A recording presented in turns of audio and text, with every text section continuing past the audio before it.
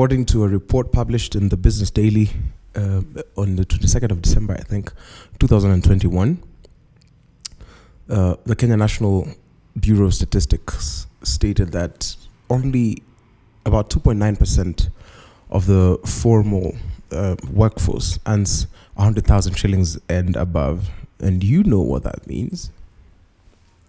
Y'all are broke as hell. Wow. That's not the point. That's not the point to show. That means about 79,000 people earn 100,000 and above out of the 2.9 million formally registered formal workers. And the report further goes to state that about 46% of this population earns below 30,000. So that just shows you the disparity in the wage gap. How does all this tie to today's video? Young gentlemen and friends, I believe it's a natural thing for a young man to want to make it, to want to be in that percentile that makes above 100,000, to be amongst the 79,000 or so people. But it's a very important thing for people to share how we can make it ethically and how we get to such heights. I recently graduated from college, and I could see the zeal and the need for us to make it when we were younger. For me, I left my father's house when I was 18. I remember I just came back home and I said, thank you guys. You guys have done a good job. Now focus on raising the rest. Amazing. I literally said that, and then I came to Nairobi. And I'm one of those people who has this cliche stories for, I came to the city, I had nothing, I paid school fees for myself, I had to struggle living in a hostel, blah, blah, blah. And I could say I'm one of the lucky ones because I managed to do all that. Well, the question now is how, as a young person, if you're watching this, maybe you're in campus or you just finished or your brother's in campus, stuff like that, and you want to know, how do I then navigate this money thing? Because not so many people talk to us about how you make money, how you get rich, if I may, how you generate wealth. I feel like wealth is the word that all of us normally are looking for.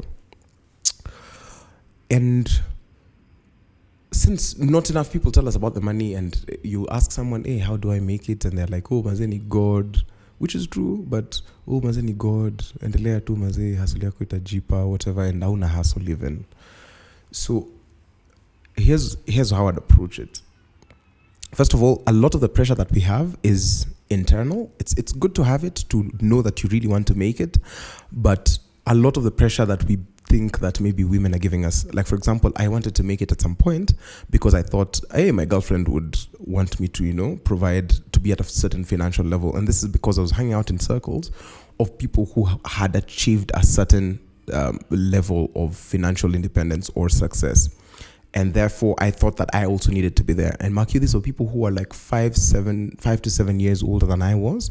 And while it was like a nice thing to maybe pace me, it wasn't very healthy for me to compare myself to them in a mental sense, an emotional sense. Because now I was trying to blame this inadequacy of mine on a girlfriend who didn't have such expectations, or if they did, they never communicated them.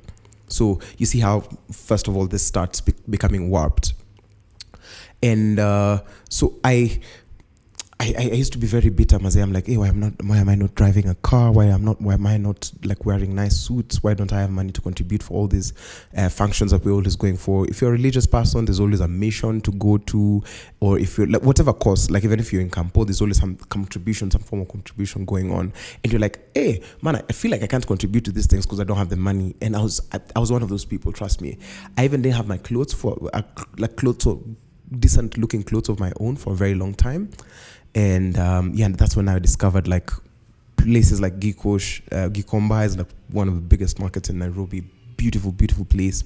You can thrift things, can get nice clothing at very, very affordable prices if you know how to look and where to look. And so I have been in all the spectrums of all those places. how do I put it? Like the English word escapes my mind. Like I've been in those brackets, the wage brackets. I've been in this 46%, the low 46%. I've also been in this percentile of formal looking workers. Anyway, connect your feature carry or come to anyways. So silly.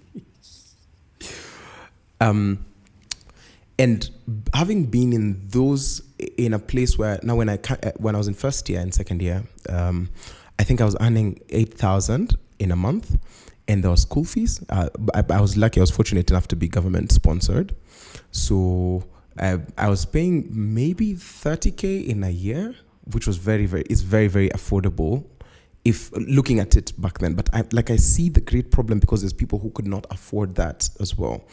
So when I was earning 8K a month, and this just didn't happen. I had to like position myself a certain way, and my way was music. I'm really good at music, and so I looked for a place which had a need for a young musician who had the kind of skill I had. And so I went to volunteer at a church at first, and then I started getting paid and all that. Not my church, but a different church. So they were paying me, I think, 2,000 bob a service. I used to go for 4 services in a month. That would mean an 8K. I used to live in a hostel. It used to be 7,200 bob in a semester. So there was like period for like a long holiday where I made some money. So that's how I was able to. So if you do that 8 times maybe 3, I had like 24K. So I paid money for hostels. Then I put something for fees. And the good thing about you being a job student, and I might delve later in a later conversation about like how to navigate campus if you do not make it through job, how to navigate education really. But as a job sponsored student, I was a COOPS or whatever it is. The fees, the semesters are broken down into 2. There's a semester which is very affordable. It's 8K, and then there's a semester for I think 22,000. So yeah, so that's how I navigated it. I paid, so for 3 months, 7,200 would be enough, and then I had some money to juggle. So I was making 8K a month. I had to find a way to plan. So I used to eat in a mess. Food was significantly cheaper, and of course my meal formation was maybe 001. So no breakfast, no lunch, and then maybe supper. You go and buy food in the mess, or when you're lucky, sometimes you eat a snack in school. So 011 or 001. Or some days you take a deep breath and count your losses and move on. But yeah, so after that, I also now got into a bit of academic writing. I didn't know that was what academic writing was, but I was doing it locally. Since I'm very good at music, as much as I was not doing that course, I did a Bachelor of Commerce in Finance. I used to do projects for people who studied music. I wrote some of their theses. I did a lot of transcription work where I would listen to songs and then convert them into notation, to stuff like that looks like this. Sometimes for money, sometimes for nothing. But the thing that I feel paralyzes so many young people is, especially when you start functioning in such an environment when everyone just wants to flex on you, on how rich they are, on how insignificant you are. All of society is just trying to tell you, Maze, you're nothing, and you're legit doing your best to be something. I suffered a lot of comparison and depression. Compression. That could actually be it. Anyway, a lot of comparison. And I lost so many years. And between 2016 and 16 to 18, I would say were some of my unhappy years, like one of the unhappiest years I had, because I spent a lot of those 2 years comparing myself to other young people who I was like, maybe these people are not putting in as much work as I am, and they're making it. And making it for me was something which I look back in hindsight and I'm just like, this is so stupid. Maybe they were driving a car, and maybe they used to get jobs that would pay them a handsome amount. It was like one-off jobs that was kind of stressful, that went against what I believed in. Or maybe they would be seeing something as vain as they would be seen on TV or stuff like that. how I overcame this. So in 2019, I decided I'll take a step back. I'll stop applying for these jobs. I'll stop trying to lick the boots of all these people people are like, you need to align with certain kinds of people. You need to be in their good books. And I'm one of those people who, I honestly am not a system favorite. I'm not one of those people who, like, by the book you would call a good boy or a nice whatever. I'm not attractive in that kind of sense. So I would miss out on a lot of these opportunities because I just I'm built different, and maybe so are you, and you should start embracing that. So I said I will stop chasing these opportunities, and I'll try and focus and keep a positive mindset, in the sense that I will do what is realistically within my capacity. When I'm working, I'll just be working because I love to work and not because I want to compare myself to other people. And so I decided to do that in 2000 and towards the end of 18 and to the beginning of 19, and I stopped applying and I started working on myself. I started composing music and sharing it out for free. Something really beautiful happened. When I stopped doing this, so there was a whole year where nothing paid off, and then when COVID began, now guys started seeing my music and all that. And one of the people I used to suck up to, I tried getting his attention for a very long time, like as a head of one of his big organizations, and I just couldn't.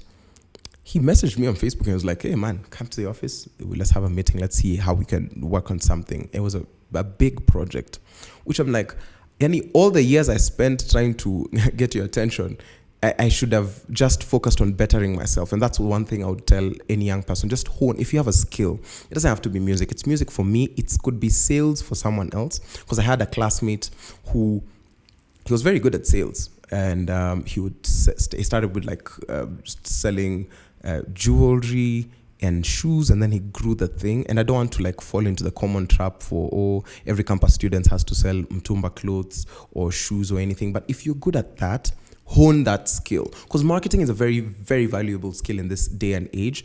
Leverage your social media, your WhatsApp statuses, your class groups. I know it's kind of embarrassing when you're starting out in a business sense, but I take a tangent. So when this person inboxed me and they sent me the private number and they were like, "Call me," I was like, wow. So this is what excellence does for you. It opens doors which otherwise I would be trying to, impress someone else to try and put in a good word for me, who's also maybe eyeing the same opportunity I'm eyeing.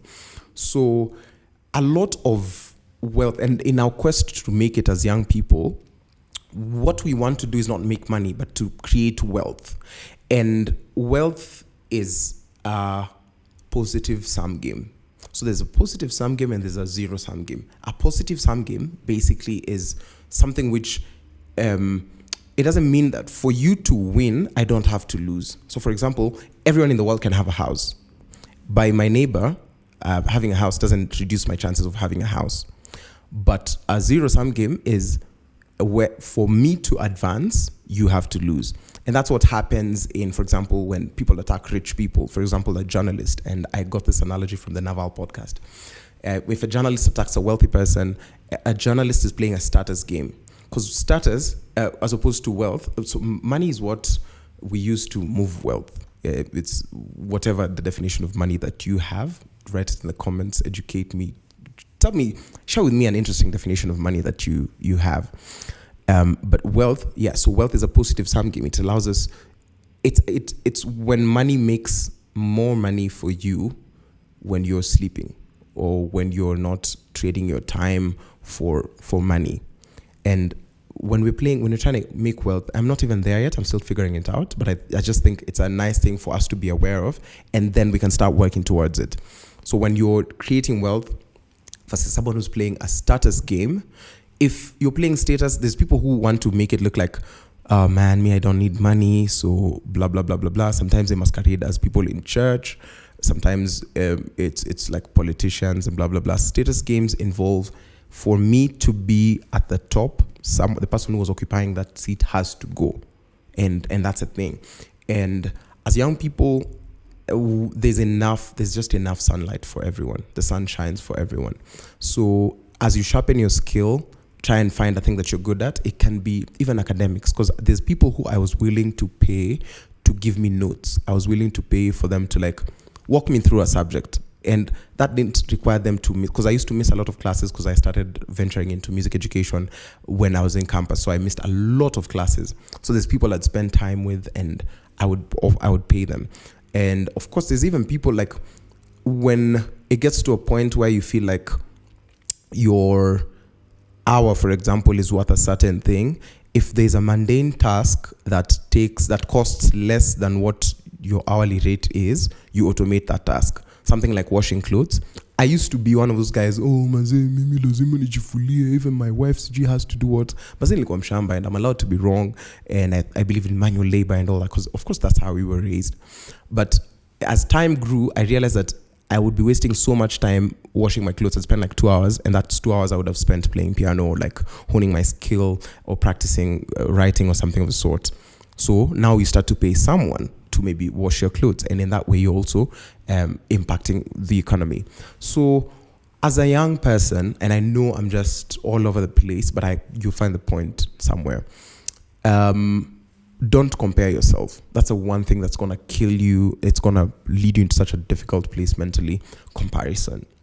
And comparison kills. Just run your race. As it's very good for you to have healthy markers of places you want to be, of people you want to emulate, who you feel are on your level or above your level. But it's not a comparison thing, because you can't compare yourself with me. I'm way better than you at piano, and you're way better than me on maybe accounting, or maybe tech or education, or whatever field that it is you're in. Animal husbandry, beekeeping, carpentry, metalworks, woodwork. So whatever field you're in, there's a thing about you that I do not understand. There's a special thing about you that I do not understand, and a special thing about me that you cannot figure out, and you can't beat me at being me.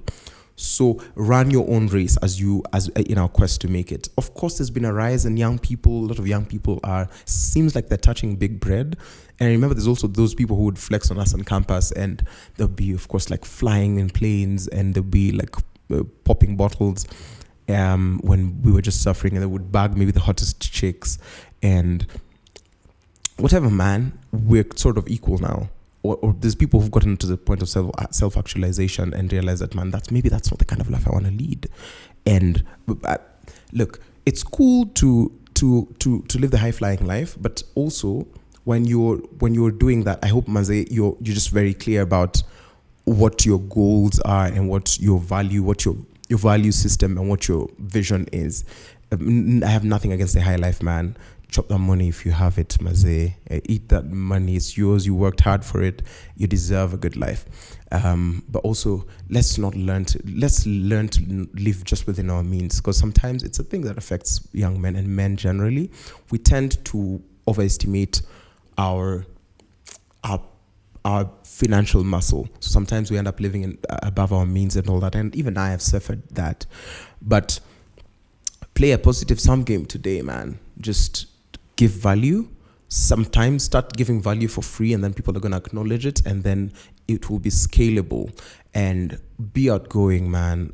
The days for being called a kerere are long gone. If you feel like there's a gap within, there's an opportunity area within whatever field you're in, and everyone's sleeping about it, just take it, man. Like, look, who would have thought that the podcasting space, or like eyeballs for social media, could be now free for everyone? It used to be like a preserve of celebrities and anyone, but now look, people like me can now at least sit down, and we have a YouTube channel. Even you can do that. It's as easy as just taking out your phone and saying, "Hi guys, this is my first YouTube video, man."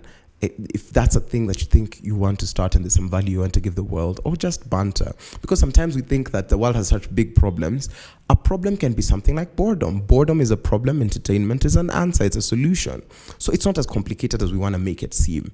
So that's like ways. There's so many ways which we can make it. You can get into a trade, you can get into academia, and find ways to simplify whatever it is that your lecturers are teaching. Find a way to even teach a group class, and charge them whatever you want to charge them, which is like within reasonable for that strata. You can get into business. You could sell like classic Mtumba things, or like shoes and all that. Go and find things that people want and don't know where to find. You could figure out easy ways to automate some tasks. Those are guys in tech, in music. Just like be good at whatever it is that you're doing. And I really I didn't plan on delving into such ways. But I mean, if there's more ideas, you could always share them with anyone who's watching. Get us like one of those things. I hate it when people say side hustles because they're so difficult for you to find in campus because you're fighting so many things. And also just strive to be the best version of yourself. Get into leadership. Participate. There's so many clubs which have so many opportunities just within Campo that people don't know about, or because we think clubs are such a high school thing. You can be a mental health advocate. You can be scouting, taekwondo, karate, music, drama clubs, and all that. You can even be in student leadership. I was in student leadership. I was a student leader, and I could delve into lessons I learned as a student leader maybe in a future video. Actually, that sounds like such a great idea for a future video. But there's so many things you can do in campus, and please don't be in a hurry to make it. When you do something that impacts society in a positive level, definitely money is going to come. That's how it went for me. I've given a lot of musical value, and that's how I've gotten the jobs I've gotten. Most of them, I've never had to send a CV, or if I sent a CV, it was just because of a matter of formality. I only attended an interview once after Form 4. Oh, I've remembered. That's how I was able to actually pay for a lot of those things. I was being paid, I think, 1,000 bob a day. I went for the interview, and the attitude you usually have when I'm invited for an interview, man, if you're not going to hire me, it's just going to look so unfair. I'm going to floor it when I go for an interview. And yeah, I did that, and I taught at a school, and also that's when I discovered my passion in teaching. So yeah, where's the point? Don't know. Today's video has been sponsored by itself by the Where's the Point podcast. What's the point of all this? Don't compare yourself. Play a positive sum game. There's things that you can do that nobody has to lose for you to win. And wealth is that. Status is not. When I'm trying to push or pull someone down for me to be better, that's a zero-sum game. Positive sum game is ensuring that, like, when you're winning, it doesn't necessarily mean that someone else is losing. Me having succeeded in a thing, if it's a pie or like a fruit, a pineapple, if I take one, doesn't mean that all the pineapples are gone. Yeah, you can always do your thing. Today I'm plugging a friend's company. It's called Oyana. It's a beautiful 2-liter bottle. Check the page out on Instagram. And yeah, it's run by a lovely lady who's doing amazing things to change the world. She has a whole range of products.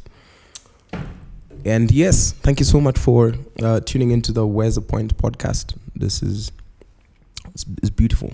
It's different. It's pushing me out of my comfort zone, and I'm so grateful for your support so far. Yeah, drink water, hydrate, get sunlight, get a steady sleep routine. Don't underestimate the place of having good conversation with your friends. And for spiritual life, man, like I said, I believe in God, a God who cares for your problems, who doesn't think there's something too petty for him. Yeah, there's buttons down there. Do your thing.